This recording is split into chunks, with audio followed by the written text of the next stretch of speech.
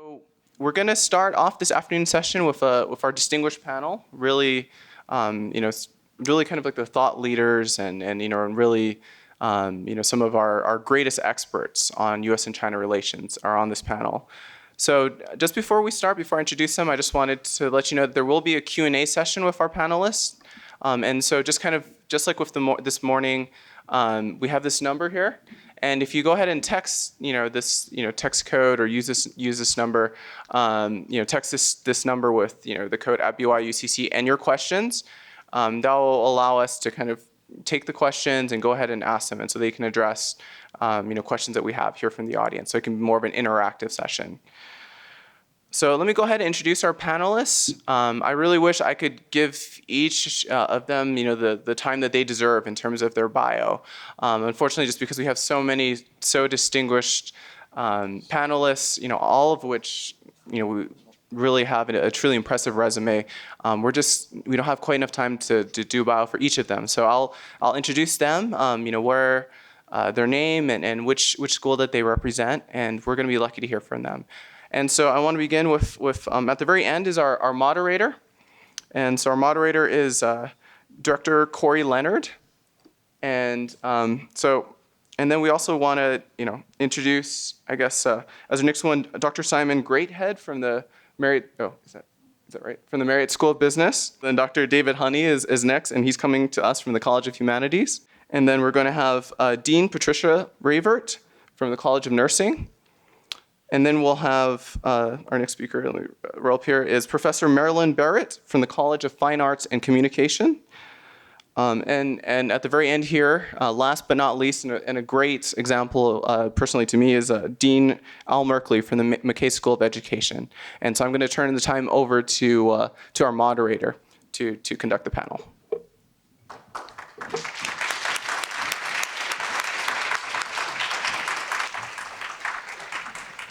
So this will be very simple. We would like to provide insights into some of the many activities and opportunities, projects, and programs that are ongoing at Brigham Young University engaging with China. I think it's important to mention that in looking across campus, every college on campus has opportunities, projects, and activities that are open, that are involving faculty, students, and in many cases, alumni. And so I think it's important to say this is not comprehensive in any way, shape, or form, but it's also indicative of the longstanding and deep and important connections that BYU has undertaken with China, primarily through academic and through the programmatic opportunities that exist in all of our colleges. So we will follow in the order that has been announced. Each presenter will have 5 minutes. We've been given a very strict timeline, and that's just so that we can hear from each of us, and also to leave questions for you, for any questions that you can text or that you might have for each of the colleges. But again, I want to emphasize that in looking at BYU's connections to China, some of them are well known and some of them are less well known. I think this is a great conference and a great opportunity to become better acquainted with the multifaceted aspects of connections and research and opportunities that are ongoing in China. So with that, we'll begin with Dean Al Merkley from McKay School of Education. I'll tell you when the 5 minutes begin. First of all, thank you to the organizers. This is a phenomenal event, and the students are to be congratulated, both the group that organized and those of you who chose to come. It's truly phenomenal. Now, start the clock. I've been asked to talk a little bit about some of the directions that the McKay School is going in. I noticed from the title of this conference that where things are going suggests two things. One, that there are things that are already ongoing, and I can talk about those, but the things that where they are going is a future event, which I will leave to many of you to come up with the ideas and the plans and the execution. So I will report on things that are and might be that I know about, and then I'll leave it to you to report on the rest. A little bit of history first. It's somewhat on the website, but some nice coincidences that I think we appreciate in the McKay School. In 1921, David O. McKay, then an apostle for the church, traveled to China, and while there, dedicated the country for the receipt of the gospel. That happened, I believe Peter has pointed it out, in the Forbidden City.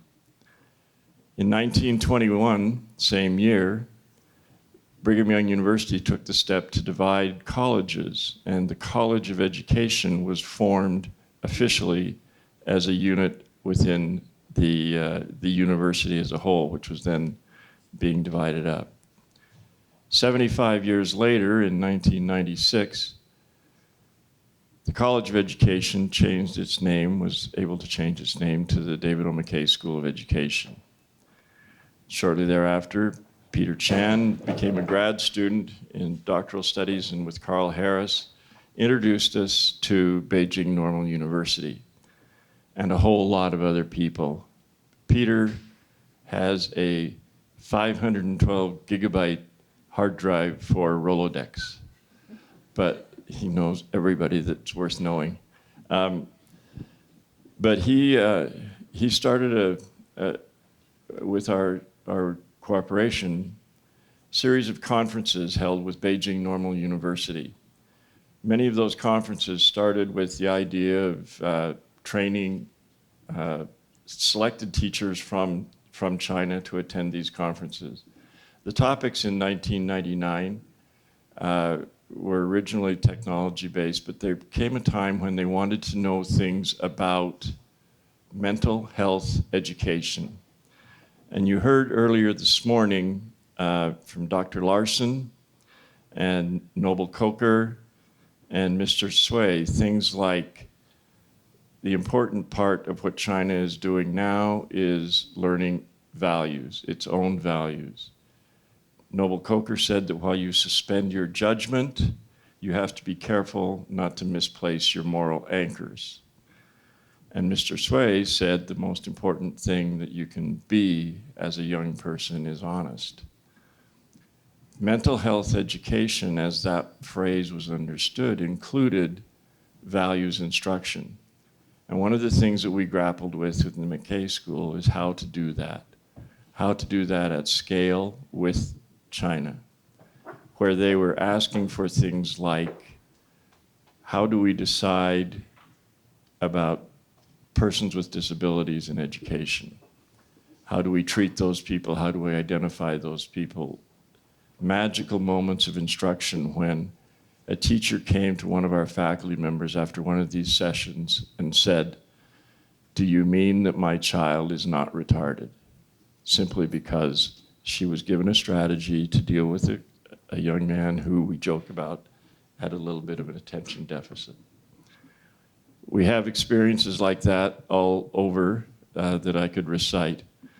But I think my time is up, and what I'd like to do is just simply encourage each of you to consider how education is foundational to everything that we do, that you are here because somebody educated you.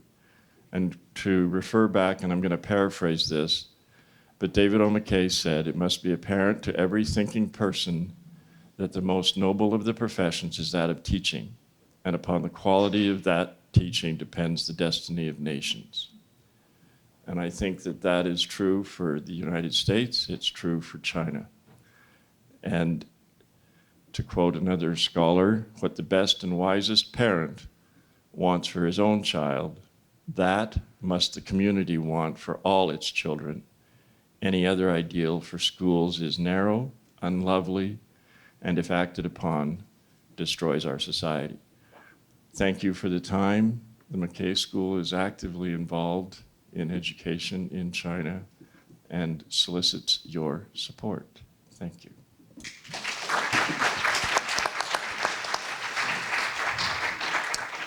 Oh, and I have a PowerPoint that I think I get to run myself with this little. Oh, I don't know. I'll try. So, Okay. I also want to echo my gratitude for the opportunity to be here with you today, but also my excitement, because I can't think of anything I loved more in second grade than show and tell. And I mostly just told. I couldn't wait to get up there and tell about what I had discovered or what I had seen or what I had found. And 5 minutes won't do for all that I've seen and discovered and felt in China. But my task is to, and let's see, I can't really see that far away. Wait, I think I'm going to be fine. I do have this interesting, there, yeah, I just needed to put my glasses on. Okay, would you go back? Thank you. So my task is to show and tell a little bit about the College of Fine Arts and Communications, and I'm looking at the same thing you are, which consists currently of this many entities: the Department of Art and the Department of Design. New this year, this used to be called the Department of Visual Arts, and they have just split, and they are now 2 different departments. My department, the Department of Dance, the Department of Theater and Media Arts, the School of Communications, and the School of Music.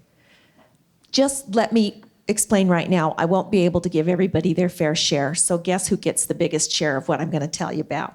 It's going to be dance. But would you push the next one for me? Is that it? Okay. I do want to share a little bit of history about the College of Fine Arts and its involvement in China. And I think that it may have already been mentioned this morning, but in 1978, there were political figures that were saying, there's an opportunity, there's a Western opportunity to come back into China, and we want to handle this very, very carefully.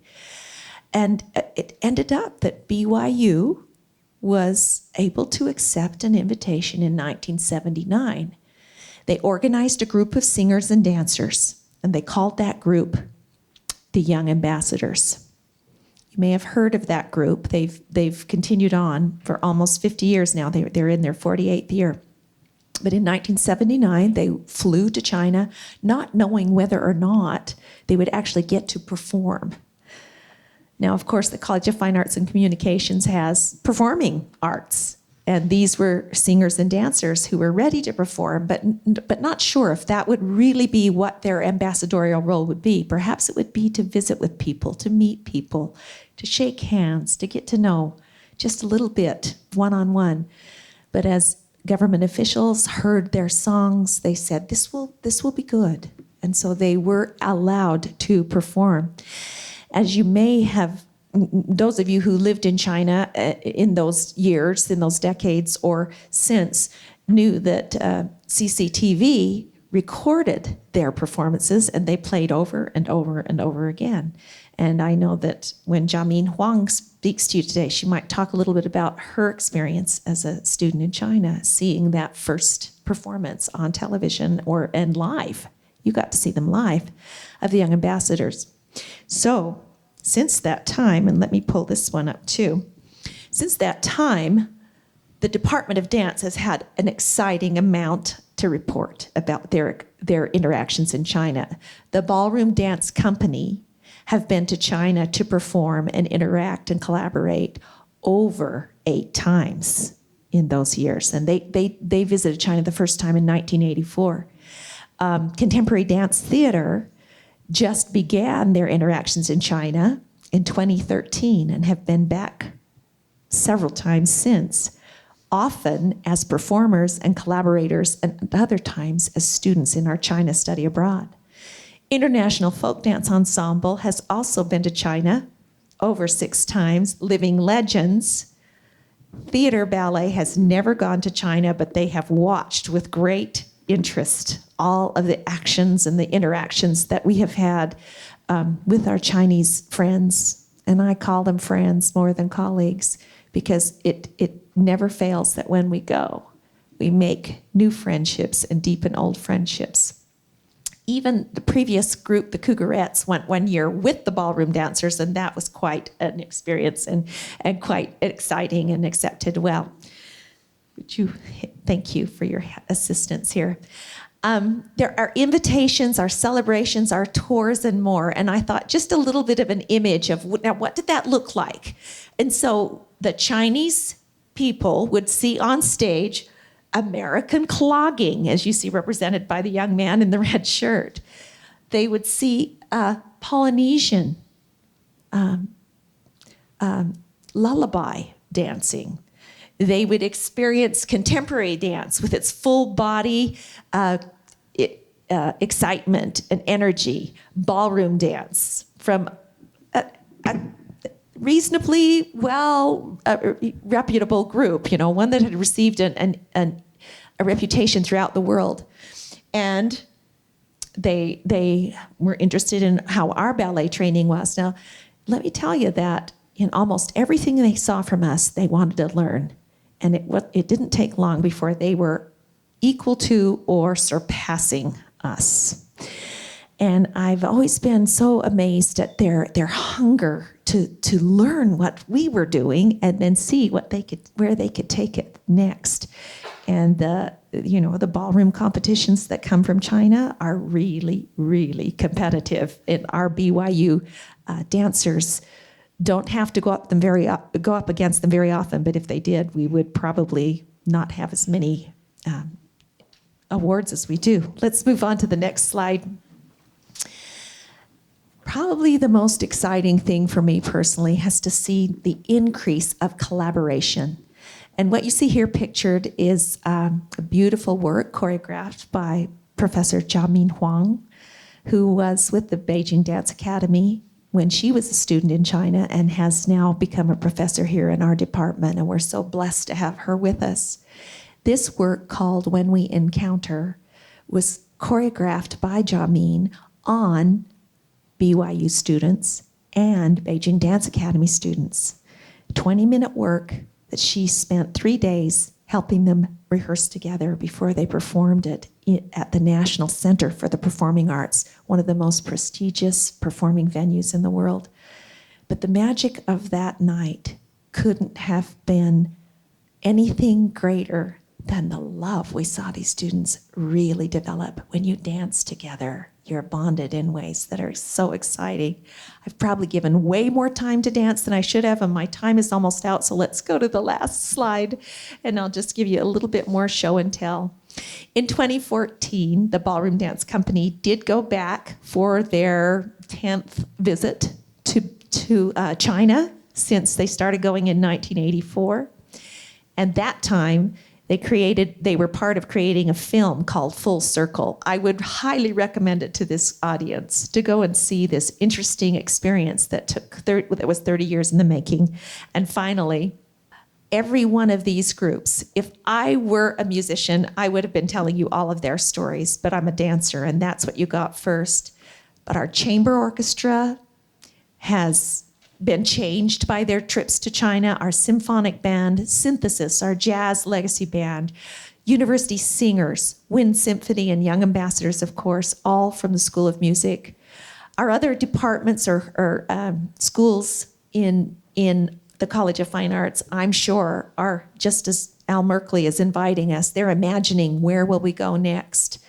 I'm so grateful for this opportunity to just take on my second grade hat and give you a little show and tell about the College of Fine Arts work in China. I need to mention that beyond the touring, we've had workshops, exchanges, invitations that have gone both directions, and it is truly not the people on stage receiving applause that matters. It's the one-on-one that has changed lives, changed hearts, and inspired us. And I'm so grateful to have been able to share that with you today.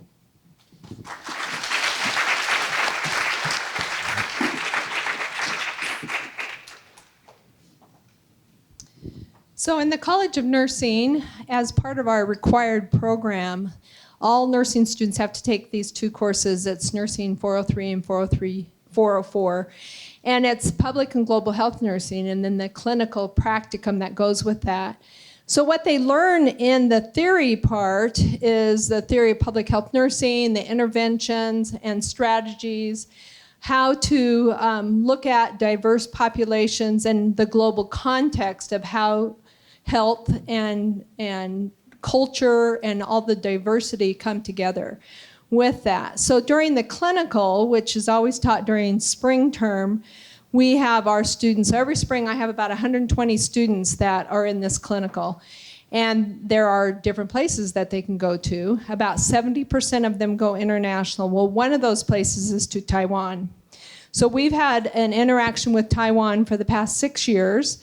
And as it says on here, they're there to learn about and apply the things that they learned, as well as observe and see health in a different culture. And how does that affect health?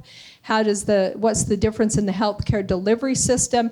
And help them become more culturally aware.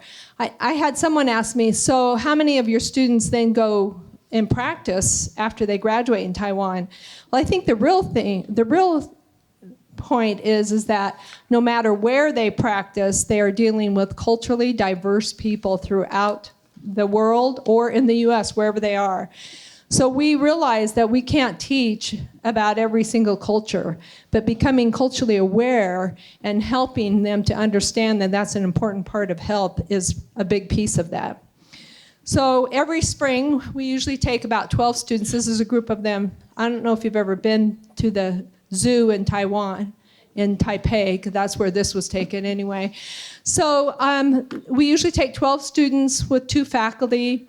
They usually spend a few days in Taipei actually doing some sightseeing and trying to understand a little bit about the culture there. They've already taken some cultural awareness class during the semester before.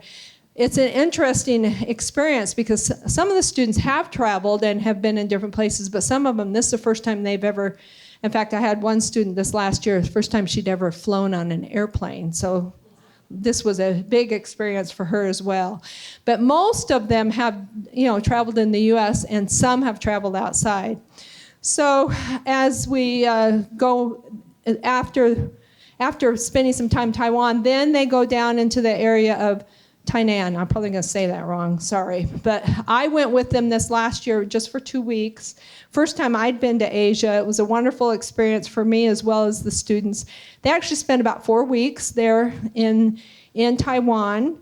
And we have a cooperation with Shamei Corporation there and spend time in the hospitals. They actually go ahead and work right with the nurses there, and they were in the emergency room and the intensive care room and also into the hospice units. They also went into homes with some of the nurses do home visits, and so they went with them into the homes in the community as well.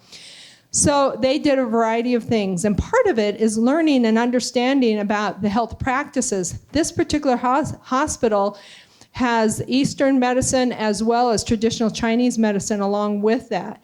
So the students saw that, and I think when they first were there, it's kind of some skepticism as to whether the traditional Chinese medicine, what is this and with it. By the time they left, it's like, oh, it has different effects and with it. And so they came in with changed people as they left and understanding how culture affects their the health and health delivery.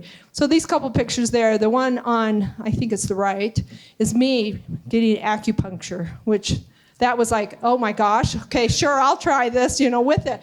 I mean, totally out of what I'd ever experienced also. And then, and again, with some of the nurses and the top picture, they're in the area, in their pharmacy area with the traditional Chinese medicine. And so all the different herbs and different things that they have there, they were giving a demonstration showing what some of the different things that they use. It was interesting that way. And then again, alongside with the nurses, by the time they left, they realized that they had learned much from their Chinese counterparts. The Taiwanese people were loving and compassionate. They loved the experience there. We imagine this will continue on in the future with that. It's a different group of students each year, and it's just a wonderful experience for our students. So that's what we do in the College of Nursing.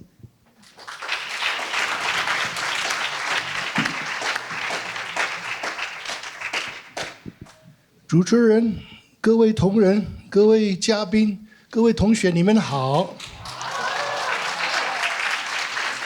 Now, why would I start out saying something like that? Greeting the moderators, my fellow panelists, audience. Why would I do that? It's a culturally expected thing to do of Chinese or Chinese wannabes, right? So where do you learn culture of the Chinese language and people at BYU? College of Humanities. Yay, that's what I represent.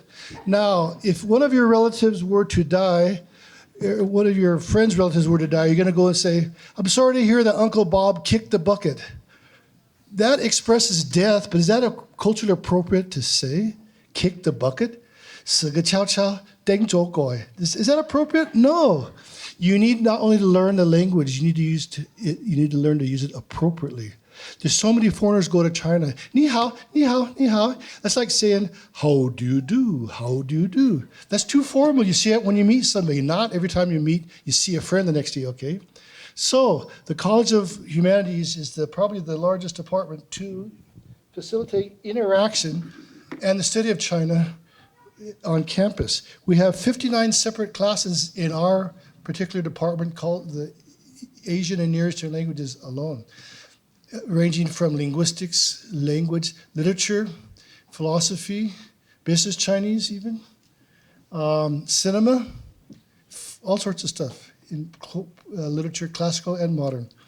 We also will teach philosophy and cinema next semester, but there are 59 separate classes just this semester.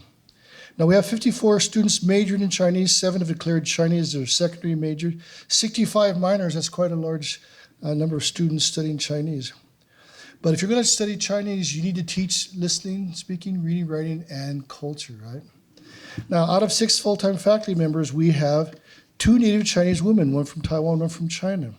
And we have specialists in linguistics, specialists in pedagogy, one in modern literature and cinema, and Benren, teaching 3,000 years of Chinese literature. You wonder why I'm qiao cui, why I'm haggard and sagging and tired. It's not just age, it is the burden of my field and understaffing. Now we have 17 TAs from Singapore, Hong Kong, Taiwan, and the mainland from all over the place to assist in teaching, who will exemplify Chinese culture. Yeah. So our Chinese section also supports various programs that facilitate extensive interaction in China. For instance, we have a fall semester study abroad program in Nanjing. Jinling Huaigu, go there and Dengao Fushi, do poetry in China. Yes, that's the main attraction for me to go to China. I don't know what your attraction is, but it can't be better than that. We also we support internship program. We have, listen to these statistics, they're really strange. We have, in the past 3 years, 14 students have participated in internships, 8 in China, 4 in exotic American Fork, and 1 in Taiwan and Italy. Why can you go to American Fork to study with Sun Laoshi? No, because we have a homestay internship program. We can intern in businesses or companies or schools that interact to a heavy degree with China via Skype, or go to Russia and call back and talk Chinese on the phone, I don't know. So you can even intern and still eat at McDonald's every day if you like. China, you can do that too. Okay, now we do have also many other programs to facilitate studying Chinese on campus, such as, thank you. You're very quick on your feet for sitting down. Business. Okay, we have a Chinese club. We have bi-monthly Chinese culture nights. We have all sorts of opportunities to serve and to teach. The main thing I'd like to stress is come to this Department of Asian Near Eastern Languages to learn to speak, learn cultural appropriateness. Now let me bid you farewell in a very culturally inappropriate manner based on the makeup of this audience. May the force be with you and live long and prosper.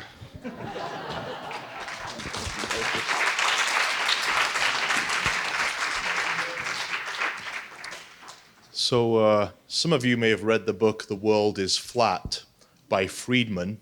In that book, Friedman talks about globalization primarily, but makes a statement about business. He said any two countries that rely upon each other heavily for business will not go to war. And so hence here, business is one of the great peacemakers between America and China. It's fascinating to note, I'm from Britain. They've asked a British professor to speak on China, which is probably the country furthest away from China in the world, other than maybe Ireland. So let's talk about how the Marriott School and its students are engaging with China. So specifically, we have an exchange partnership which occurs fall and winter semester with Nanjing University, where students from BYU pay BYU tuition and attend a university in Nanjing. Likewise, we have students from Nanjing who come here and do the same at BYU. We're currently working on a partnership with Tsinghua University in Beijing, and hopefully we'll have that up and running by 2017. We feel strongly that these partnerships further the mission of BYU. We also send multiple business study abroads to China each year. This last year we visited Beijing, Shanghai, Guangzhou, and Hong Kong. We learn how companies there operate in a global environment, specifically the Global Finance Investment Internship, Global Marketing and Business, Asia Pacific Business, MBA Asia trips have all visited China and will continue to do so.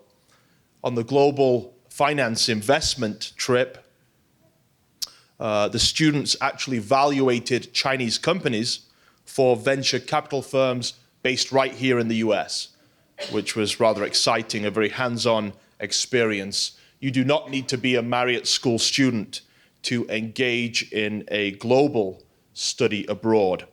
Also, my group, the Global Supply Chain Group, took a group of students from Australasia up to China, where we looked at production of raw materials.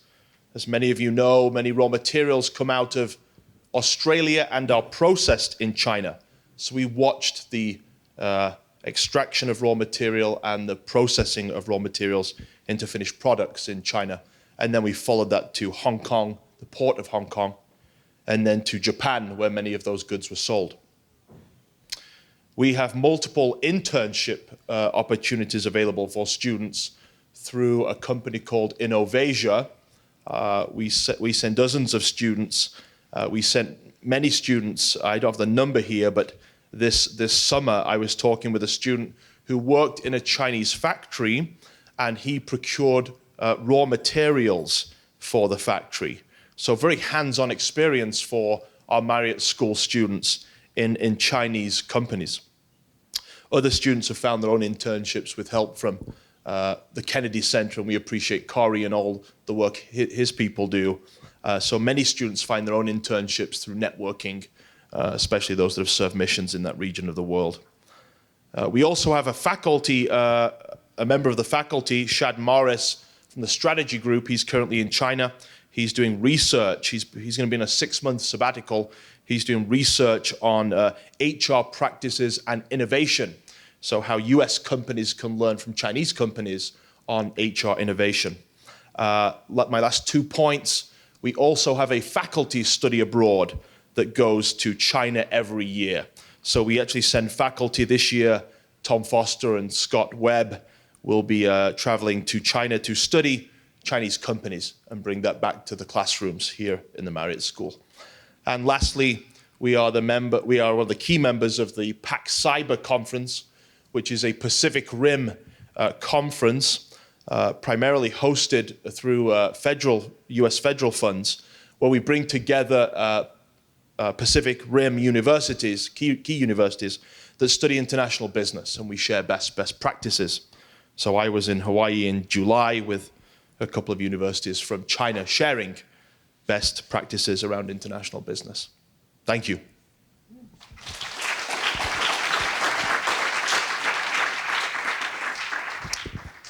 Well, to wrap up, I just wanted to tell you a little bit of our vantage point from the Kennedy Center, and then we'll have time for your questions.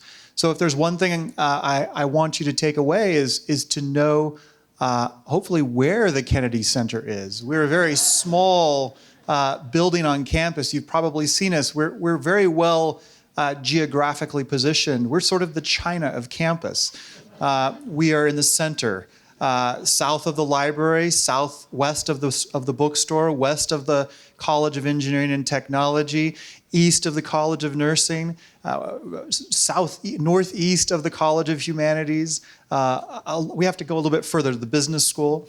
But we are a hub for all things international on campus. As you can see, every college is doing international activities and involved with China. And as I mentioned, there are many others who are not here who are also equally involved.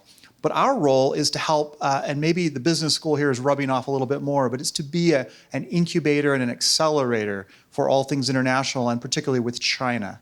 There's just a couple of things I'd like to tell you about that may be touch points of interest for you with regard to China at the Kennedy Center. Next slide, please. The Kennedy Center hosts over 150 events and activities on campus each year. Many of those events focus on China. And so perhaps the most well-known event of the past year was the visit of Ambassador Cui, which was in this room to standing room only. But what may not be as well known is that we have tens of other lectures that are happening, not just in the Kennedy Center, but in partnership with every college on campus. And so in terms of helping to amplify the efforts and awareness of what's going on campus, this is a key role. I should mention that almost all of these lectures are available online on the website at kennedy.byu.edu, live tweeted, and again, in efforts to try to help perhaps students and those who aren't here today, those who maybe don't have as much awareness or interest or recognition of the importance of China. We're reaching those audiences as well. The next thing that I wanted to point out on the next slide, please, is we have a program. One of the oldest area studies programs on campus is Asian Studies.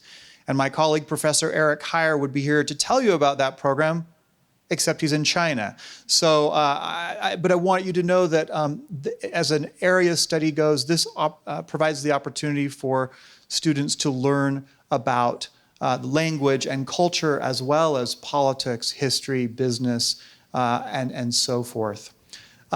Next, and probably most important for this group, BYU has been recognized by the U.S. Department of Education with one of just a few Department of Education Title VI National Resource Center grants. Now, these grants have a long name. We came with a shorter name and just call it the International Consortium or the Asian Consortium. Of course, China plays a huge role in BYU and the University of Utah receiving this grant. It might be a little strange to see blue and red side by side, especially on a football Saturday, but the reality is that working in partnership with our friends at the University of Utah, this grant was possible.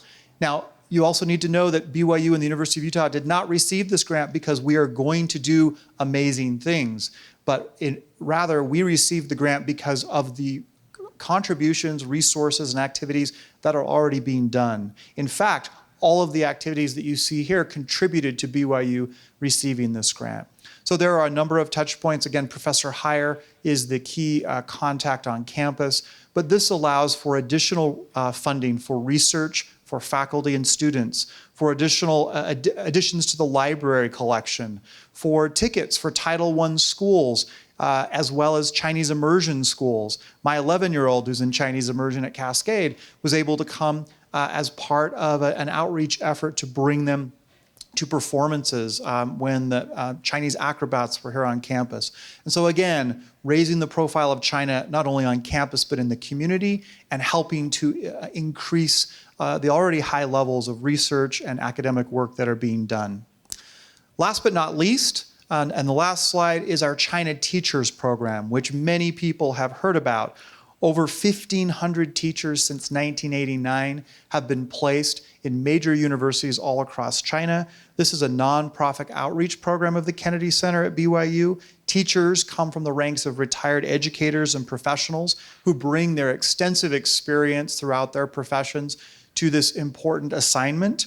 And as a result, not only do the students in China who are learning English benefit, but our teachers benefit and ties are deepened. And you can imagine since 1989, that's a lot of China teachers at universities all across the country. So my final message to you is you're already involved in China, but find ways that you can use this conference today to increase awareness in the work that you're doing, in the areas of interest, and hopefully that you can connect across campus with all of the many opportunities to be involved in China. Thank you very much.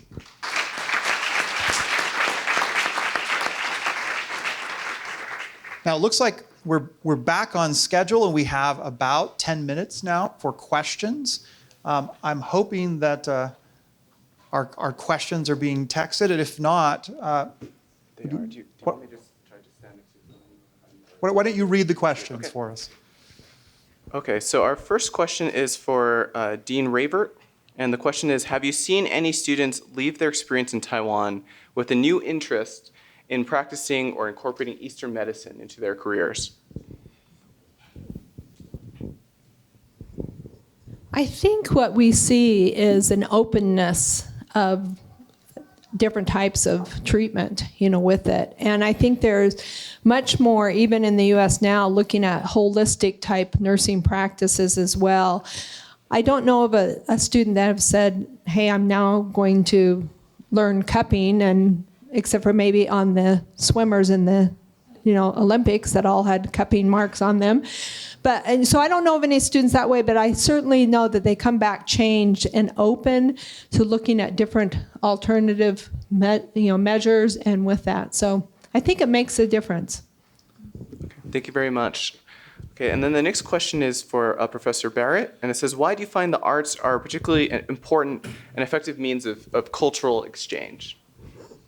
The arts are probably so naturally collaborative. The process of creativity, exploration, communication in nonverbal ways. I think that they lend themselves to close proximity. Working together, really close. I think nursing and all these others do too.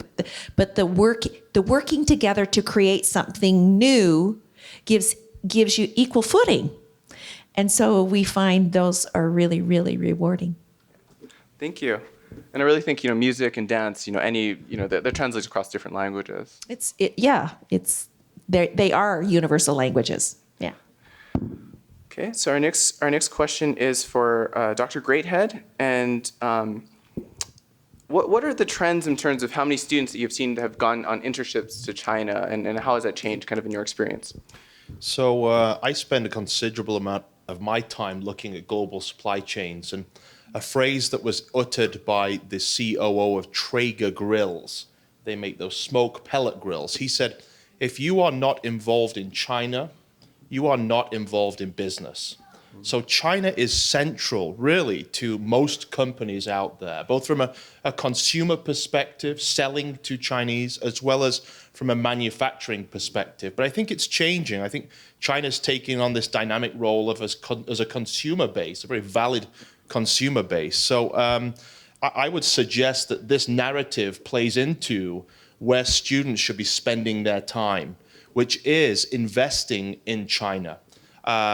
So we are seeing an increasing number of Marriott School students take internships in China, be engaged in US businesses, but interacting with people in China. So I think whether it's a class that a student takes or an internship, that we are seeing this increase in student participation in China. And it's crucial. It's crucial to the future, both from a customer perspective and a production perspective.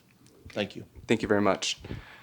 Okay, so our next question is for Dr. Honey, and it says, what do you believe is the most important experience or most important lessons that each student studying abroad can pick up, or most important experience that they can have?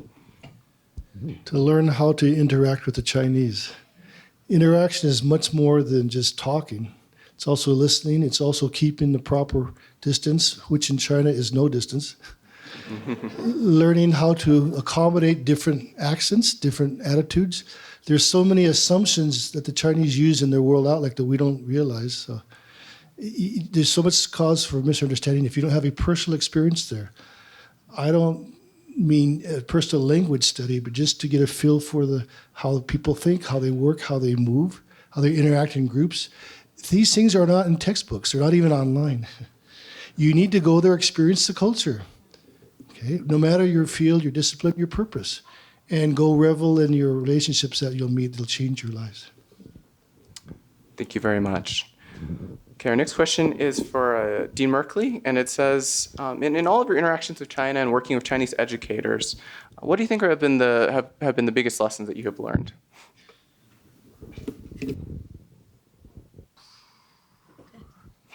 It's a tough question. Well, yeah. It's pretty affirming to know that whether you're in China or whether you're in America, teachers care about children.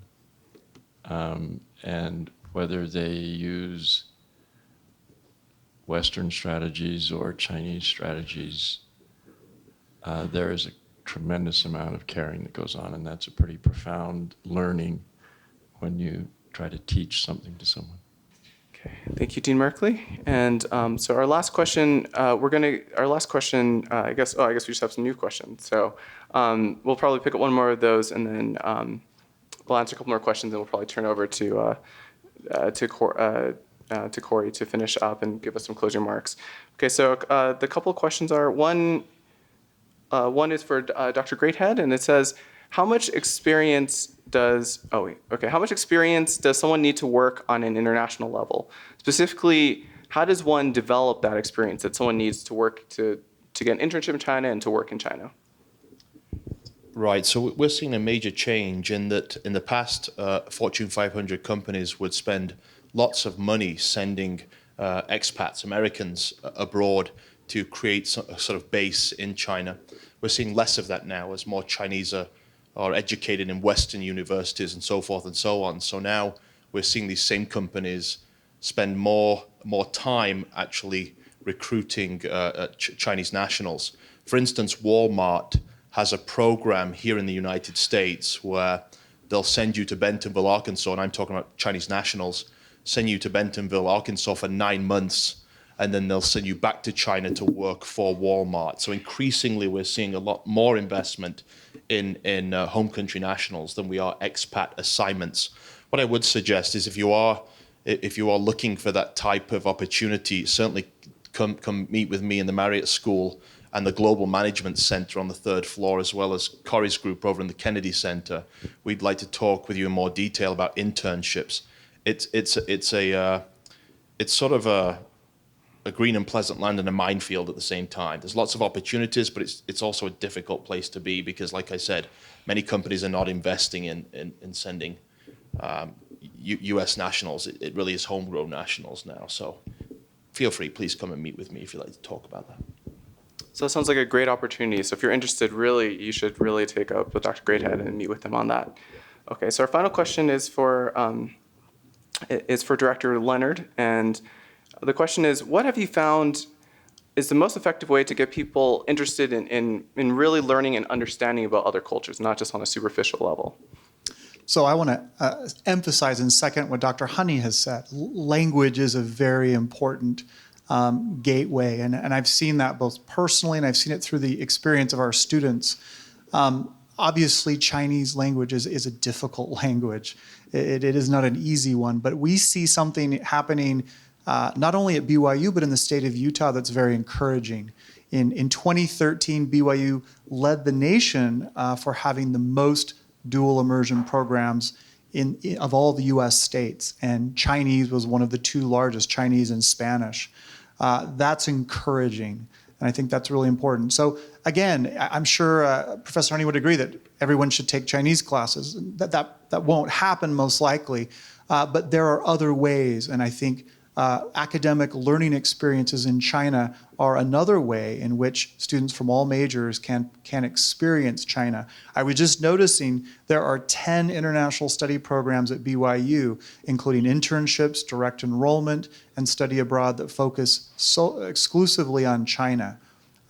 That's important, but I think my main takeaway would be this is just the beginning. We're just getting started, and so it's important to find those academic opportunities in your own colleges and your own departments, and working with your faculty that can help you gain this understanding, develop expertise in your own fields, and also to further your interests in China. So overseas experience and language would be the two big things that I would encourage that everyone pursues. Okay, well, I guess we have one question from Dr. Chan, so we'll go with that, and then we'll turn the time over to Director Leonard to give some closing remarks. And so Dr. Chan wants to ask, he said, so BYU has had a name in China since the 1980s, which is a long time. It's been many years. What can BYU do to build upon that name and continue to have a big impact and even a growing impact in China? And he said to kind of direct this to everyone, whoever wants to really address this question. Well, I guess you can sell yourself and your product. I prefer to go to conferences in China for a couple of reasons. Number one, they know more than we Westerners do. They produce compilations of the talks for you to use. Plus, you make contacts that you can utilize your whole career. And I also now only write in articles in Chinese. I don't write in English anymore except for books. So I want to try to get a name out there for myself, but more importantly for BYU to circulate in my very limited field of classical scholarship. But it's the field. At least it brings BYU's name over there. But you can't dance. Oh, really? Oh, you can do scholarship? That's nice, That's an additional thing to do. So I would encourage everybody to be active in academic activities in your field in China, not just being tourists, right? Okay, well, thank you for that answer. And I guess we'll turn over the time over to Director Leonard for some wrapping up remarks. I just want to thank the panel for their time and for their effort in preparing these comments, and especially hope that it was helpful to you in opening up maybe some new opportunities or new ideas. As I mentioned before, we really are just getting started in terms of our interactions. There's a lot of exciting energy across all departments and all colleges on campus. I want to tip my hat to Peter and to his colleagues and to the students who were involved in this conference. This is an ambitious undertaking. This is modeled on a conference that has been running at the Ivy Leagues for a number of years, and when Peter and his group presented this idea, it was a little daunting because of the amount of effort that needs to happen to make this work. It's a great accomplishment to see so many people here, so many people engaged and interested, and we look forward as more students across campus, more faculty become interested in China. So thanks for your participation, thanks for your questions, and thanks for being here today.